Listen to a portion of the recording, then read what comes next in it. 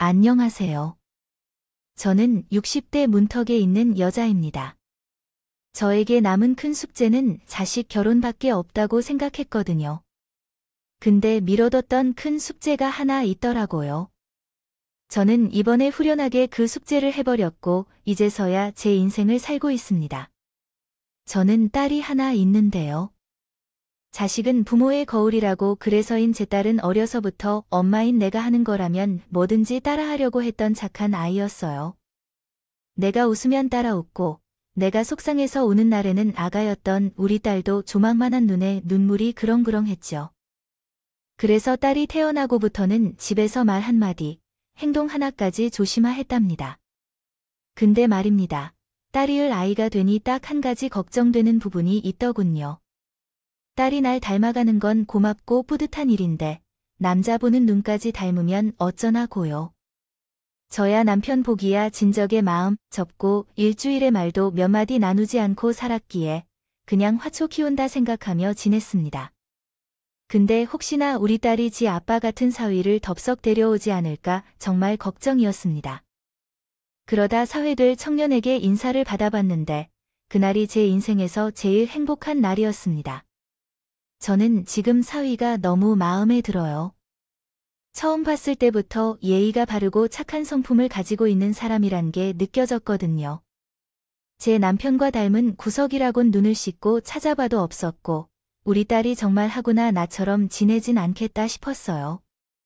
말하다 의심될 수도 있는데 다행히 저는 그런 염려를 하지 않아도 됐습니다.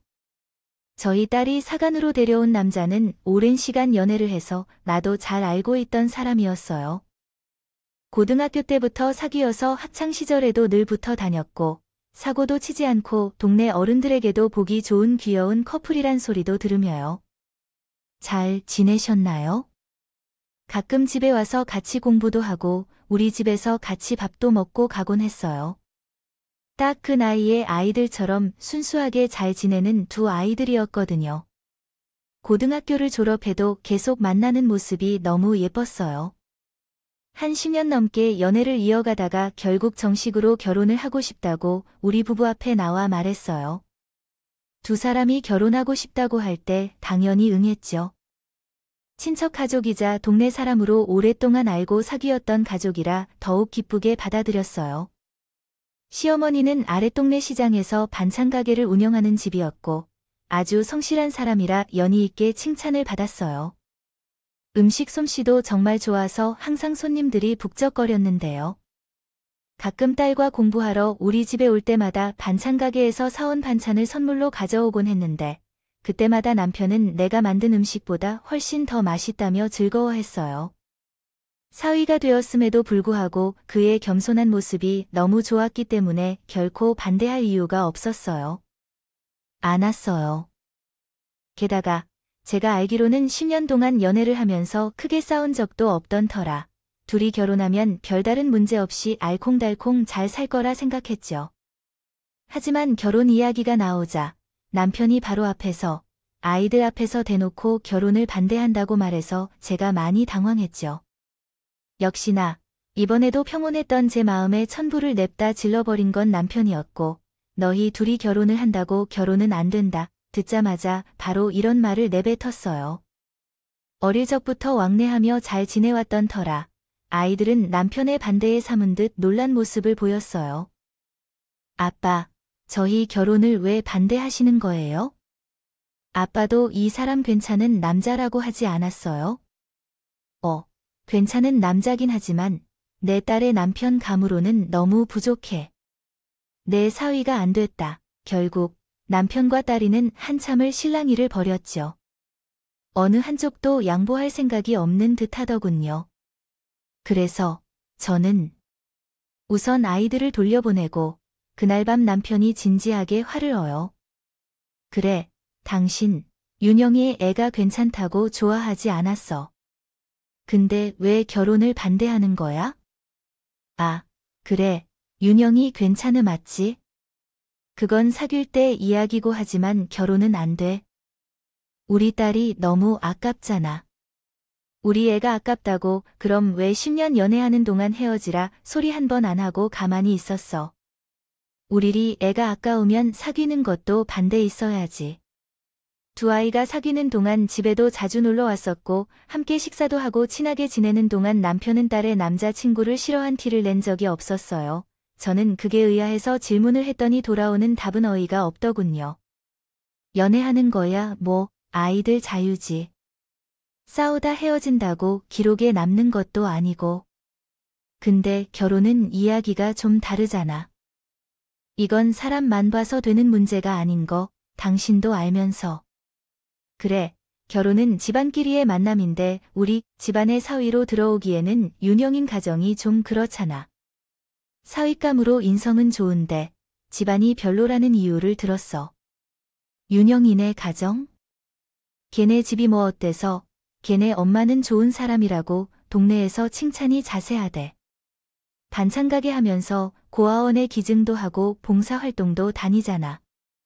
게다가 유영이는 요즘 젊은 사람들이랑 다르게 어른 공경할 줄도 알고 예의 바르고 말이야.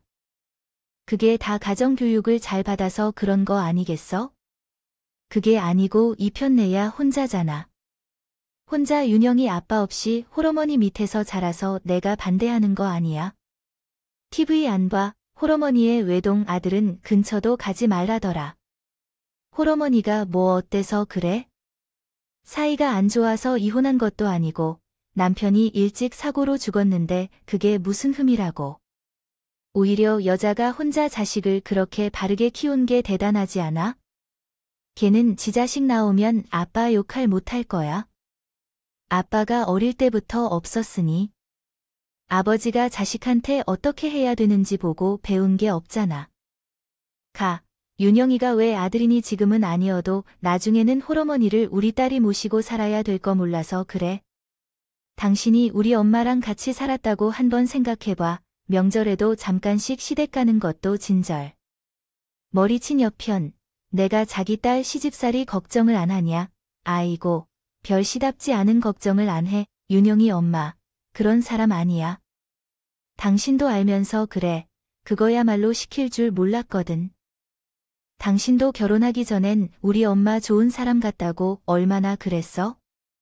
그리고 결혼하니까 엄마가 얼굴 싹 바꿔서 못된 시어머니 행사하면서 당신 괴롭힌 거 기억 안 나? 윤영이네 엄마도 그럴지 어떻게 알아? 그래, 그럴 수 있지. 그럼 다른 남자하고도 결혼 못 시키겠다. 시어머니 될 사람이 결혼 전엔 잘해주고 결혼하면 얼굴 싹 바꿔서 결혼. 반대한다. 한다. 그런 논리면 엄마 없는 남자랑 우리 때 결혼시켜야겠네. 안 그래? 제가 남편의 의견에 조목조목 반박을 하니 그 부분에 대해서는 말을 안 하고 이제 다른 걸 트집 잡아 걸고 넘어지더니 어디? 그것뿐이야. 시장에서 벌면 얼마나 벌겠어? 아마 우리 딸이 몇 년 사내면서도 모은 것보다 그 집 재산이 적을 거다. 시댁에서 돈 돌아갈 일이 있으면 윤미가 다 내줘야 될 거라고. 거기 장사 잘 되는 거 몰라. 당신보다 돈 더 잘 벌어. 아마 우리 집보다 돈이 많을 거다. 걔네 엄마뿐 아니라 윤희 시장에서 갓 장사하고 있잖아. 우리 딸은 전망이 밝은 중견기업에 취직해서 일하고 있고 당신은 우리 딸이 시장에서 일하는 놈 만나서 평생 같이 살았으면 좋겠어. 장사하는 게 못 돼서 그래? 열심히 살면서 돈 벌면 됐지. 능력 없어. 우리 딸한테 붙어 사는 남자보다는 그게 낫지 않아. 처음에 우리 딸이 아까워서 안 된다고 했을 땐 딸 가진 아빠 입장에서 귀하게 키운 자식이 결혼을 한다고 하니 충분히 할 수 있는 말이라고 생각을 했었죠. 하지만 사회의 집안 형편에 대해 이야기하는 것을 들어보니 제 기준에서는 별 시답지 않은 것을 트집 삼아 남편이 딸의 결혼에 반대한다고 느껴졌어요. 사실 저희도 그렇게 잘 사는 집도 아니었고 그렇게 사이가 좋은 부모도 아니었거든요. 딸은 매일같이 자기 아빠에게 결혼을 하고 싶다고 말을 그때마다 남편은 절대 안 된다고 하면서 강한 태도를 쳤죠. 어떨 때는 남편이 딸에게 소리까지 지르면서 난리를 치는 탓에 결혼 이야기가 나온 뒤부터는 집안 분위기도 아주 살벌했어요. 저는 어떻게든 두 아이 결혼을 시키자고 남편을 설득하려고 노력했지만 되지 않아요. 그대가 하늘러 왔는데 신이가 저한테 딸 윤미에게 언제 하는 거예요? 혹시 올해요? 사귄 남자 친구랑 헤어졌어요. 네, 아니요, 안 이어졌어요. 윤미 곧 올해 사귄 남자친구랑 결혼할 거예요. 얼마 전에 정식으로 결혼하고 싶다고 남자친구가 인사 왔었어요. 딸의 결혼에 관해 묻는 신우에게 저는 지금 사귀는 남자친구와 곧 결혼할 거라고 말했고, 신우는 잘 됐다, 며 축하를 해줬어요. 누구 마음대로 결혼을 해. 내가 절대 안 된다, 고 했잖아. 근데 우리 둘의 이야기를 옆에서 가만히 듣고 있던 남편이 버럭 소리를 지르더군요. 뭐야, 언니는 곧 결혼한다고 하고 오빠는 절대 결혼 안 된다고 하네. 대체 왜 의견이 달라요? 10년이나 사귀었으면 두 사람 다 윤미 남자친구랑 잘하는 사이 아니래요. 대천보가 걸리는 거예요. 저한테 얘기해봐요. 제가 도와줄 테니까. 옥신각신하는 저희 부부를 보고 신우는 대체 무슨 일이냐면 꼬익꼬익해 물었어요. 그도 그럴 것이, 신우는 2년 전에 딸자식을 결혼시킨 상태였거든요. 그래서 자식 결혼 문제에 대해선 자기가 선별하며 저희에게 도움을 줄 수 있다고 자꾸만 지금 상황을 이야기해 달라고 하더군요. 그래, 너한테 물어보는 게 낫겠다. 아무래도 내가 경험이 있으니까 우리 이야기 좀 듣고 조언 좀 해줘. 너 같으면 내 딸을 시장에서 장사하는 집에 시집 보내겠어? 게다가 시아버지는 없고 시어머니만 있는 집 뭐. 윤미랑 오래 사귄 남자의 이야기야. 절대 안 돼. 시장에서 힘들게 혼자 키운 아들이면 얼마나 소중하겠지만 좋은 사람이에요. 동네 사람들도 다 좋다고 하는 거려. 시장이면 여기 동네 시장에서 일하는 거 아니에요. 그럼 사람들한테 당연히 잘해야 되니까 그런 얘기가 나왔겠죠? 자기한테 돈 주는 고객들이 늘 웃으면서 잘해야 되잖아요. 근데 며느리는 달라요. 며느리는 고객이 아니라고요. 시어머니들은 며느리는 지가 막 해도 되는 사람이라 생각하는 거 몰라요? 그러니까 내 말이 그 말이야. 가족이 되면 모르는 거라고 하면서 자꾸 반대로 하는데이. 여편 내가 내 말을 도통 들어먹지 않아. 게다가 시장에서 장사하는 거면 형편도 어려운 거 아니에요. 그럼 절대 시집 보내지 마세요. 우리 딸도 결혼 잘못해서 너무 고생하고 있어요. 시어머니가 성질이 더러운 건 물론이고 돈도 없어서 늘 전화해서 용돈 달라고 뭐 사달라고 장난 아니라. 승희는 결혼 생활이 어려워 아이다고 잘 사는 줄 알았는데 사고 치니까 사돈이 별로 안 좋아하는 줄은 알았는데 그 정도가 너무 지치더라고요. 준다 하면서 온 식기 다 꺼내서 딱 하고 난리 쳤다는 거야. 걔가 한 달을 몸살을 앓아서 내가 간호해주면서 애도 대신 봐줬잖아. 이거 말고도 참 많아. 너무 많아서 내가 다 말은 못한다니까 진짜. 내가 그것만 생각하면 억이다. 무너져 자라리. 돈이라도 많으면 유산이라 생각하고 참으라고 하겠는데 물려줄 돈은 한 푼도 없으면서 그 취집살이를 시키니까 내가 미치지. 딱 봐도 윤미 시댁 상황이랑 똑같네. 절대 결혼시키지 마. 당신 들었지? 얘가 말하는 게 맞은 거야? 당신이랑 나는 그동안 윤영이 가까이 봐와서 객관적으로 파악하기가 어렵잖아. 딱 상황만 놓고 봤을 땐 모든 부모들이 말리는 시댁이라 사실 시한인 속도 위반으로 결혼하게 됐어요. 그래서 시댁이 어떤 집안인 알아볼 새도 없이 서둘러서 결혼을 했죠. 근데 집안 형편이 어려워서 결혼할 때 많이 도움받지 못했다 하더군요. 게다가 시조카가 결혼한 남자는 집안의 장남이 나중에 시부모에 모시고 살아야 될지도 모른다고 신이가 계속 걱정이 된대요. 신우는 남편 이야기를 듣고는 시조카와 라마치 결혼을 시키지 말라고 했죠. 자꾸만 저한테 남편의 의견에 동의한다고요. 결혼은 함부로 시키는 게 아니라면서 특히 시댁을 꼼꼼히 보고 선택해야 된다고 했어요. 사랑이 밥 먹여줘요. 우리 딸도 지금 후회 많이 하고 있을 거예요. 아니면 차라리 내 딸 보고 여기로 지금 오라고 할까요? 언가 직승한 물어봐요. 된 시어머니 만나서 얼마나 고생하면서 사는지요? 그럼 윤미 그런 집에 시집 보낸다 소리 절대 못 할 거예요. 승희 이야기 못 들었어. 윤미랑 사돈 상황이 비슷하잖아. 그 집안이랑 사돈 맺으면 승희가 고생하고 있는 거 그대로 윤미도 하게 된다고. 정신 차려 내야. 심지어 제 눈에 신 콩깍지를 벗겨달라고 자주 신이를 집에 들리기도 했어요. 가 집에 오는 날에는 하루 종일 딸을 결혼시키지 말아야 된다. 고 귀에 딱지가 앉을 정도로 듣게 됐죠. 하지만 저는 오랜 경험상 아이들의 남편의 의견은 무시하고 결혼 준비를 하고 있었습니다. 그러다 안 싸더니 위암 진단을 받았고 수술을 받아야 한다고 하더군요. 그래서 아이들은 우선 수술. 이후로 결혼식을 추겠다고 알려요. 야, 지금 윤미 결혼 못하게 하라고 하늘이 내려준 기회라고 신우는 그 소식을 전해 듣고서는 제 딸에게 아예 새로운 남자를 소개해줘서 결혼을 아예 막아보자고 의견을 했어요. 남편은 또 거기에 귀가 팔랑 있고 주변에 물어서 선자리를 무려 5개나 받아왔죠. 윤미야, 이번 주 일요일에 시간 좀 비오더라. 일요일에 그날 시어머니 병원에 같이 가기로 해서요. 안 될 것 같아요. 뭐, 너한테 시어머니가 어디요? 너 아직 결혼도 안 했는데 됐고, 일요일은 내가 꼭 가야 될 곳이 있으니까 그 약속은 취소해. 내가 공무원 아는 남자라 선자리 마련해 뒀으니 병원 가지 말고 거기로 나가 바라네. 저 보고 지금 선을 보라고요.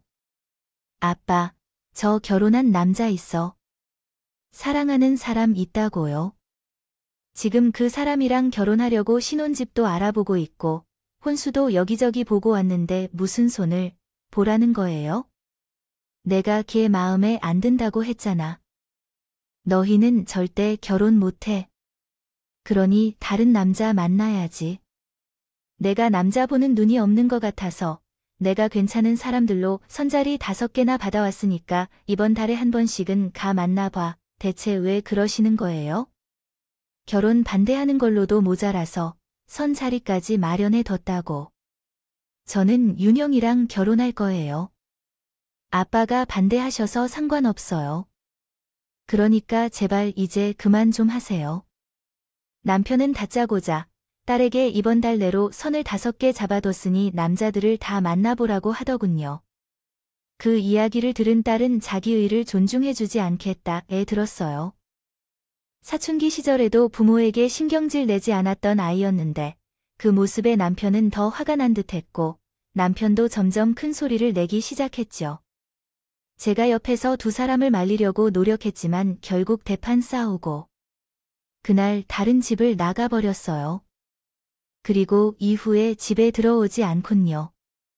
걱정에 대해서 아무 연을 해봐도 전화기가 꺼져 있어서 연락을 할 수 없었습니다. 그렇게 10일 정도 지났을 때 딸아이가 저에게 먼저 연락을 했어요. 너 대체 어디서 뭐 하고 다니는 거야? 잠은 어디서 자고 있어? 밥은 잘 챙겨 먹는 거고? 네, 엄마, 저 잘 지내고 있어요. 잠은 시댁에서 자고 있고 밥도 잘 챙겨 먹어요. 그래, 집에는 언제 들어올 거야? 아빠 싫어서 당분간 더 나가 있을 거면 엄마랑 잠깐 얼굴이나 좀 보자. 지금 만나 엄마가 밥 사줄게. 저 지금 시장에서 시어머니 반찬 가게 보고 있어요. 자리 비우기 어려워서 죄송하지만 오늘은 뵙기 어려울 것 같아요. 뭐, 반찬 가게를 내가 보고 있다고? 그 가게를 내가 왜 보니? 오늘 주말이라 제가 쉬잖아요. 그래서 윤희가 가게 맡기고 시어머니 병관하러 갔어요. 평일에도 회사에 가서 피곤할 텐데 주말에도 시장에서 일을 하고 있어. 넌 벌써 그 집안 며느리 노릇하고 있어. 에휴, 내 아빠 말이 맞는 거 같기도 하다. 거기로 시집 가면 앞으로 계속 이렇게 힘들게 사는 거 아니야? 지금 너 얘기 들으니까 나도 내 아빠랑 같이 너 윤영이랑 결혼하는 건 반대하고 싶은 마음이 갑자기 드네. 제 딸이 윤희랑 결혼하는 것을 언제나 지지해줬지만 막상 아픈 시어머니 때문에 주말에 쉬지도 못하고 반찬가게 일을 한다는 딸의 말에 들으니 솔직히 속이 상했어요. 그가 남편의 말을 한 귀로 듣고 한 귀로 흘렸는데 그게 진짜 현실을 말한 게 아닌가 싶더군요. 그래서 딸에게 고생하는 모습을 보니 속이 상한다 말했더니 그래더라고요. 엄마, 사실 엄마가 속상해할까 봐 이야기 안 했는데 저 고등학교 때요 학교에서 장학금 지원받아서 그 돈으로 학원 다녔잖아요. 사실 그거 학교 장학금 아니에요. 윤영이 어머님이 내주신 거예요. 제가 혼자 공부하기 버거워서. 학원 다니고 싶은데 집안 형편이 어려워서 못 다니니까 안타깝다고 말이에요. 저 그때 시어머니가 돈 안 내줬으면 아마 대학교도 못 가고 백수로 살고 있지 않을까 싶어요. 그래서 지금 이렇게 주말에 일하는 거 하나도 힘들지 않아요. 예전에 제가 받았던 거 다시 갚아줄 수 있는 상황이 와서 오히려 감사하고 기쁜 마음으로 일하고 있어요. 사실 저희 집은 형편이 그리 좋지 않았어요. 게다가 가부장적인 남편은 딸에게 돈을 들여서 공부 가르치는 걸 아깝다고 생각을 했죠. 그래서 딸 다른 아이들처럼을 다 못했고 혼자서 공부를 했었어요. 근데 어느 날부터 학교에서 형편이 어려운 학생들에게 장학금을 주는데 자기가 선정됐다고 하면서 그 돈으로 학원을 다니고 문제집을 사서 공부했어요. 그때 딸아이가 열심히 공부했고 성적이 많이 향상됐고 근데 그게 다 안 싸돈이 건네준 돈이었다. 저는 꿈에도 생각하지 못했네요. 형편이 어렵다는 이유로 공부하고 싶어 하는 자식 뒷바라지도 제대로 못하고 있었는데 그 역할을 안심하고 뒤에서 해주고 있었던 것이었습니다. 게다가 대학교 때는 아르바이트 하지 말고 공부해 학점 잘 받으라고 저희가 주지도 않았던 용돈까지 매달 주셨더라고요. 그 이야기를 들으니 너무나 고마우면서도 한편 부끄러웠어요. 저는 딸아이와 끊고 남편에게 이 이야기를 전했습니다. 그랬더니 남편은 뜻밖의 반응을 보였어요. 그 사람은 참 쓸데없는 짓을 했네. 그럴 돈 있으면 지 아들 리나요? 보내지. 남의 자식은 대학 가라고 공부시켜놓고 아들은 시장에서 일하게 만드네. 멍청해. 그러니 시장에서 반찬이나 팔고 있지. 그리고 그렇게 돈을 막 쓰니 지금 모아둔 돈도 없어서 그 나이 먹도록 아직도 힘들게 시장에서 반찬이나 팔고 있나 보네.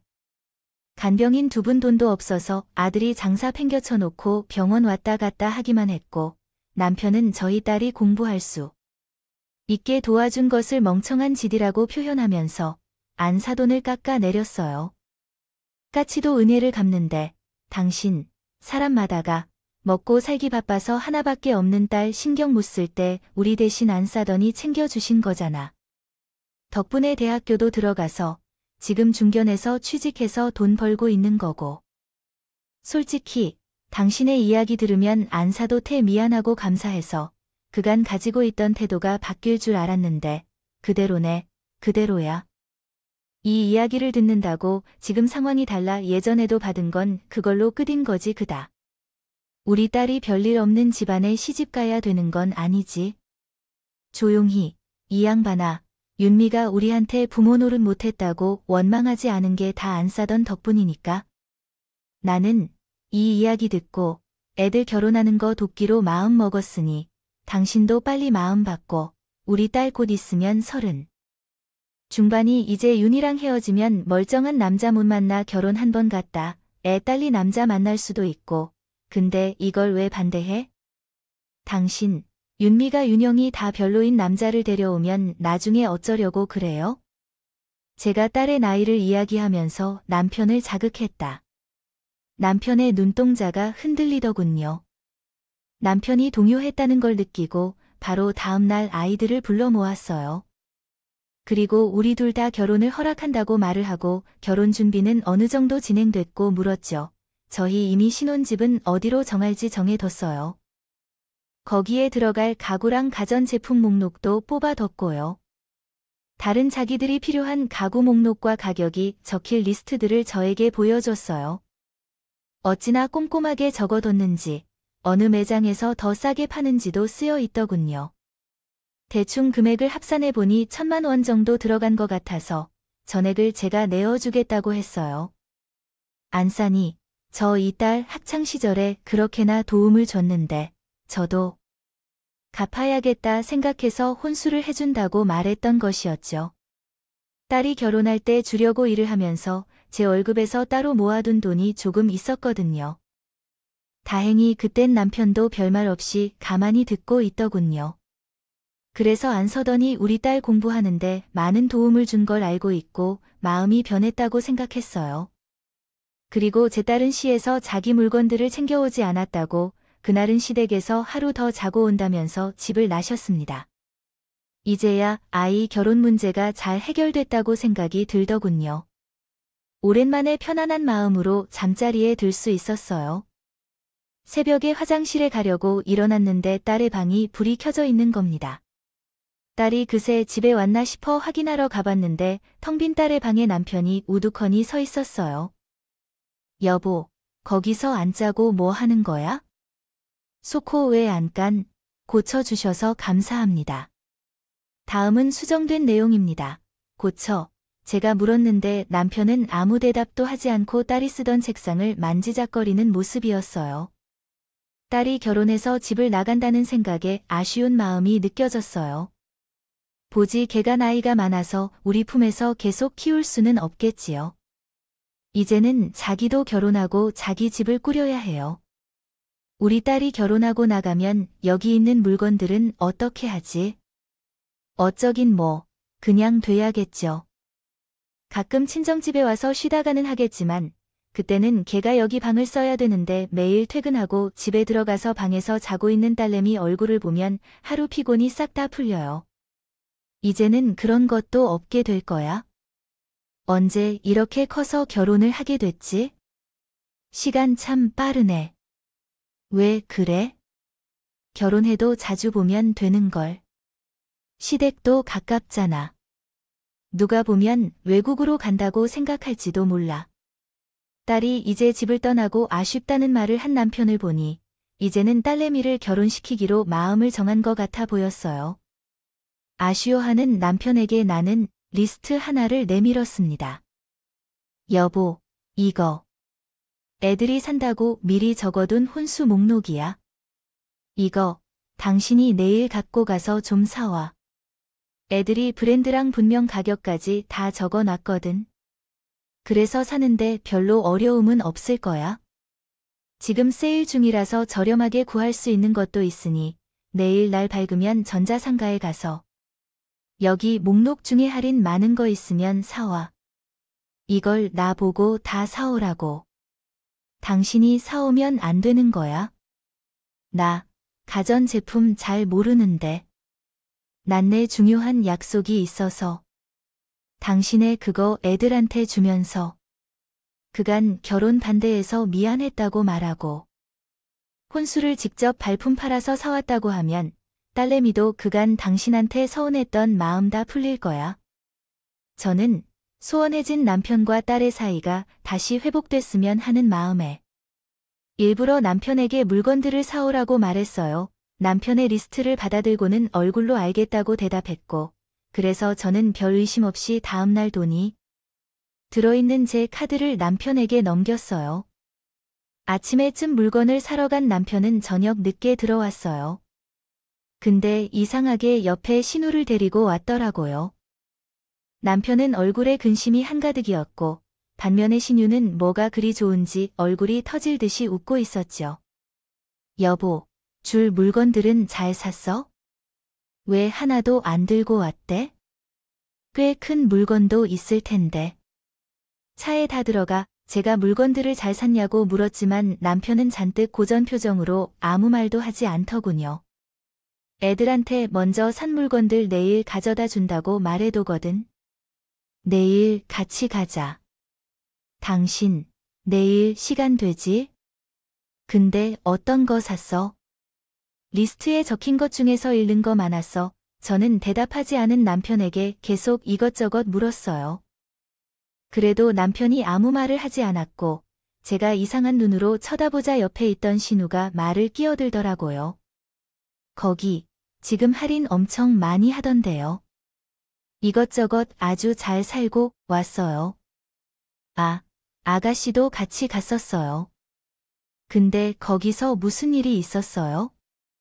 저 사람 왜 저런데 물어도 대답 없고 얼굴색도 안 좋네요. 별일 없었어요. 그냥 제가 오빠 덕이 부모 노릇을 했을 뿐이에요. 저는 순간 불안한 마음이 들었고 남편에게 제가 준 카드와 통장을 당장 내놓으라고 말했어요. 남편은 이번에도 아무 말 없이 주머니에서 물건을 산 영수증을 꺼내서 보여주더군요.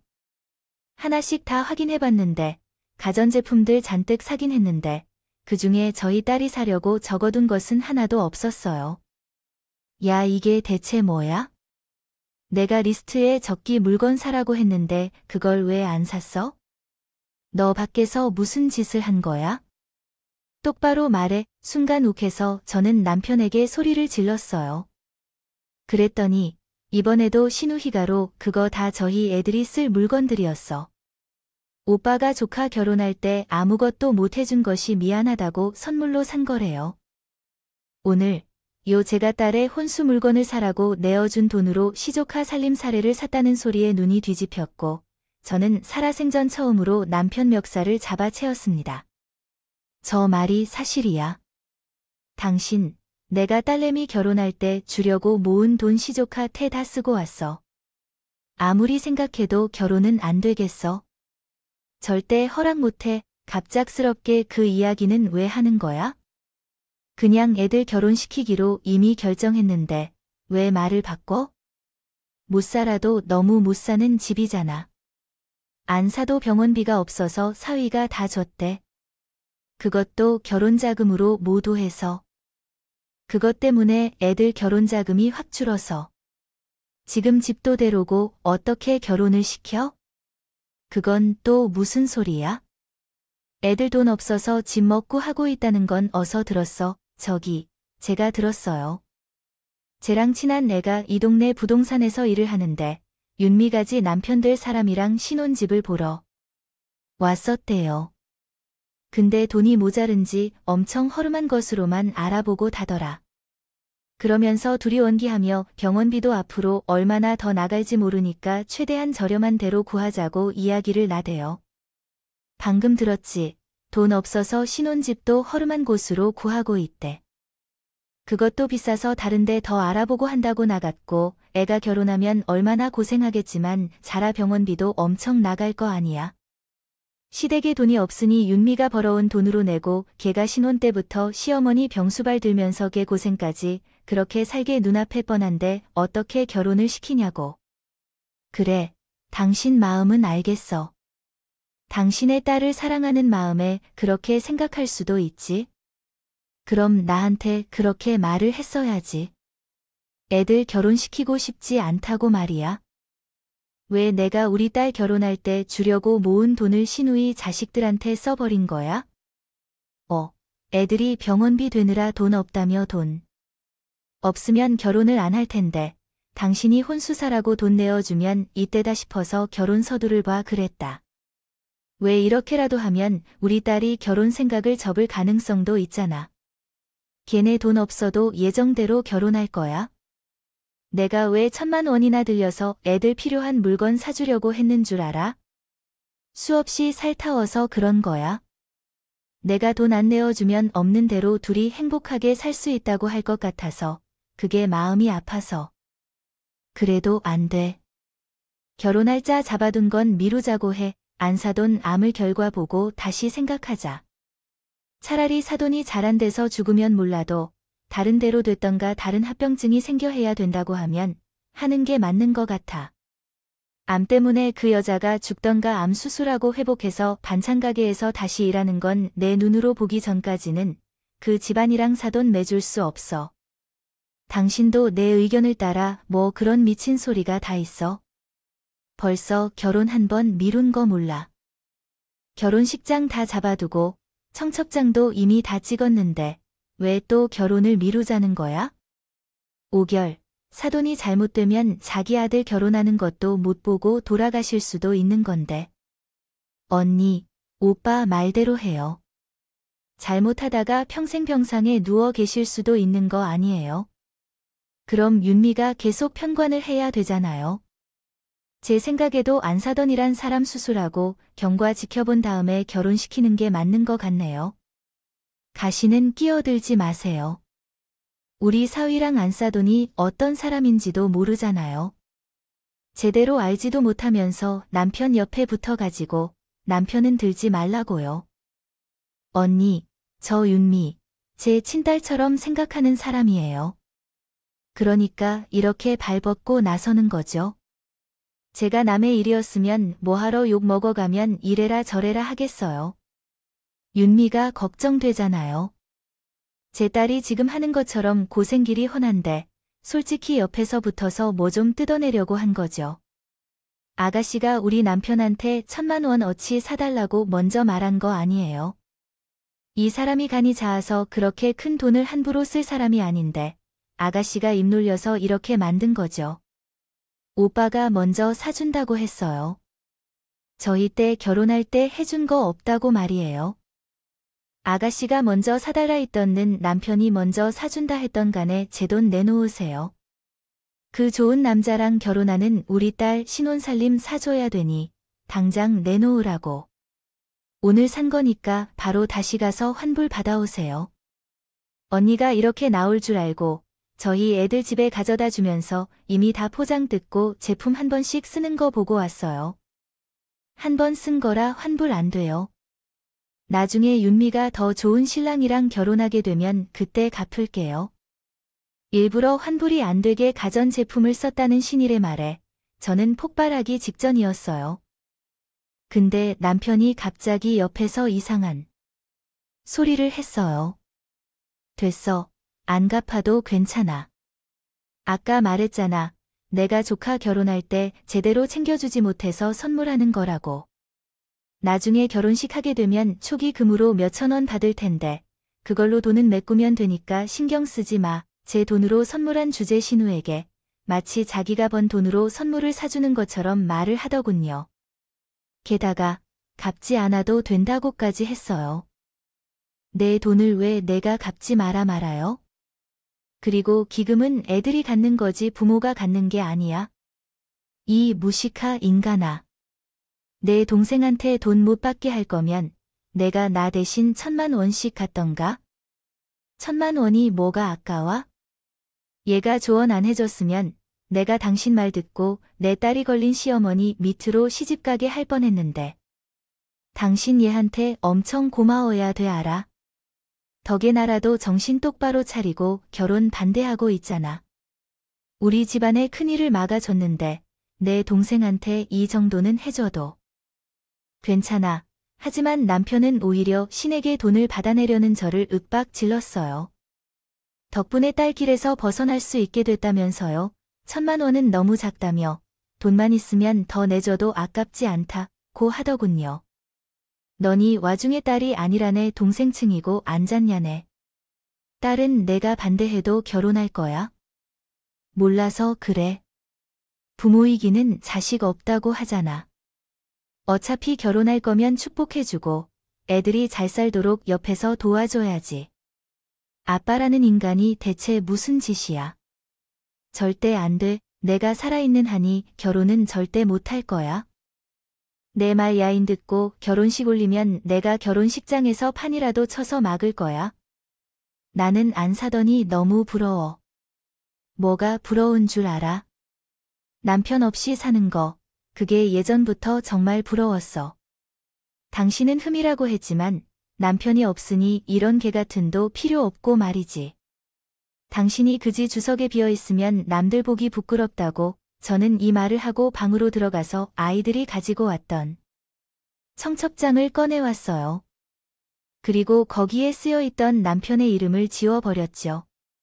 봐, 이렇게 하면 우리도 안 부끄러운 결혼식이 될 거야. 그날 신부 아버지 좌석을 비워놓을 테니까 당신은 내 딸 결혼식에 나타날 생각하지 마. 당신의 결혼식에 나타나서 깽판 칠 거라고 말했다고 말하면 윤미도 당신 자리를 비워놓는 거에 참석할 거니까. 나, 당신 남편이야. 당신이 그 자리에 있는 거면 나도 당신 옆에 앉아 있는 게 맞지? 멀쩡히 살아있는 신부 아버지 좌석을 비워도 뭐 이런 경우 없는 상황에 있어. 나는 그날 꼭 결혼식에 참석할 거니까. 그런 줄 알아? 아니, 나 오늘부터 당신 이혼할 거야. 이제 당신은 내 남편 아니야. 그니까 내 옆에 있을 필요도 없어. 윤미한테 내가 알아듣게 잘 말 하나 올 테니 아마 걔도 당신 안 온다고 아쉬워하진 않을 테니까. 남편은 제가 이혼하자는 소리를 듣고 화를 내면서 펄쩍 뛰었어요. 그래, 이혼하자. 이혼해. 그래도 이혼은 하더라도 내가 신부 아빠인데요. 거기 갈 수도 있는 거지. 당신이 그것까지 나한테 이래라 저래라 할 수 있는 건 아니야. 저와 남편은 이혼에는 했지만 결혼식에 꼭 나타나서 깽판을 치겠다고 억지를 부렸죠. 그리고 저는 다음날 딸을 불러서 전날 있었던 일을 말해줬어요. 그래서 나는 내 아빠랑 이혼할 거다. 그리고 혼주 속에 내 아빠 못 안게 만들 거야. 딸이 결혼한다는데 축하는 못 해주 망정되지도 않은 이유로 들먹이면서 그러고 있는지. 내가 절대 내 아빠 결혼식에 훨씬도 못하게 할 거니까. 넌 그런 줄 알고 있어. 제 이야기에 딸은 한박 웃음을 지어 보이더군요. 그러니까 힘든 일 있으면 엄마한테 말해. 사실 신우한테 들었다. 부동산에서 너희들이 돈 아끼자고 하면서 신혼집 아주 허름한 곳으로 알아봤다며 그 정도로 형편이 어려운가면 엄마가 돈 내줄게 대출을 받던가. 내가 살고 있는 집을 팔아서라도. 허름한 곳 부동산에서 돈이 없어서 허름한 곳으로 신우 집 알아봤다고. 제가 신우가 부동산 사람한테 들었다. 이야기를 했더니 딸이 크게 웃더군요. 엄마, 그거 신혼집 알아본 거 아니야? 가게 알아본 거야? 우리 신혼집은 예전에 이미 정해뒀어. 허름한 곳이 아니라 새로 지은 신축으로 어머니가 아프셔서 이제 남편이 반찬 가게를 이어받으려고 하거든. 새로 시작하면서 좀 더 확장을 해보려고 여기저기 알아봤는데 그걸 신혼집 알아본다고 부동산 사람들이 잘못 듣고 말을 전해보내. 딸의 말을 들어보니 예비 사돈집은 돈이 꽤나 많은 집안이었습니다. 동네에서 제일 장사가 잘 되는 반찬 가게 했는데 그 가게를 운영하면서 모은 돈이 제가 생각했던 거 이상의 수준이더군요. 서울에 상가도 하나 가지고 있고 아파트도 앉혀 있었어요. 힘들게 모은 돈을 허로 쓰지 않고 착실하게 자른 거 같더군요. 너 왜 이런 거 얘기 안 해줬어? 돈 많은 시집인 거 알았으면 결혼 과정이 좀 더 수월했을 텐데 나도 몰랐지. 시어머니가 돈 많다고 자랑하시는 스타일도 아니고 워낙 검소하시고 결혼 이야기 나왔다고 남편한테 너네 집 재산이 어떻게 되냐 대놓고 물어볼 수도 없고 말이야. 그래도 시댁 형편이 어렵지 않다니 다행이구나. 사실도 결혼하는데 반대하고 그런 건 아니었지만 나도 내가 돈 많은 집에 시집가서 편하게 살았으면 하는 마음이 없진 않았거든. 이후 남편은 딸의 결혼식장 앞까지 찾아왔어요. 하지만 눈치가 보여 들어오진 못하고 그 앞에서 줄 담배만 연신 피우다 돌아갔죠. 제 딸이 결혼할 때 1,000만 원에 가겠다던 신우는 아예 나타나지도 않았고요. 결국 그 1,000만 원은 아직도 받지 못했대요. 전 남편이 알아서 받겠죠. 본인 돈이니까요. 아는 사람에게 전해 들으니 남편은 딸의 결혼을 반대하게 한 신우를 엄청 원망하게 됐고 그 문제로 대판 사이요. 그래서 이제 연락도 안 하고요. 지낸다. 남편은 자기 동생도 잃고 아내도 잃고 그리고 그렇게 아끼던 딸까지 잃고는 혼자 불쌍하게 지니고 있다고 합니다. 그리고 안심해주는 건강을 복해서 장한 반찬 가게에서 열심히 일하고 계시죠. 그렇게 저희 딸 부부는 아주 행복하게 잘 지내고 있어요. 지금까지 제 이야기를 들어주셔서 감사합니다. 오늘도 저희 채널에 와주셔서 감사드립니다. 더 좋은 이야기로 다시 찾아뵙겠습니다.